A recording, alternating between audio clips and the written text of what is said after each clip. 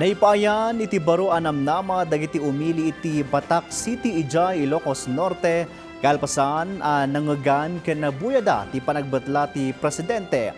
Namnamaan damot ang maipatungpal dagitoy tapno dati pagdurasan ti panagbiagda. Ada report ni Jessel Kate Lapizar. Kagiddan ti maikalima nga State of the Nation address ni President Ferdinand Marcos Jr. sumagmamano kadagiti kailyan na iti Batak City, Ilocos Norte ti nagtitipon ang nagbuya kan nagdengeg iti panagbitla na. Naragsakan mat dagitoy kadagiti nangegda. Maysa kadagiti nadakamat ti kanayunan a pondo ang naibaba kadagiti local government units tapno ad-adupay ti matulungan nga umili.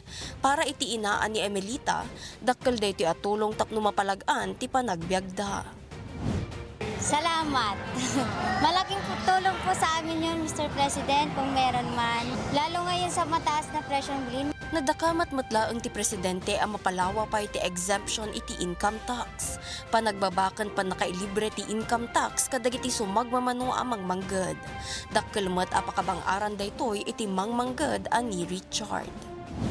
Talagang napa-yes ako ma'am kasi sa amin namang gagawa, mas lalaki or madadagdagan yung i-take home natin na sweldo ma'am kumpara dun sa dati or sa ngayon din malaking tulong, malaki yung agwat na tatasan ng i-take home namin para sa pamilya namin. Namnamaan mo ti estudyante ani Frank nga agtultuloy kan mapasamak dagiti kunana ti presidente.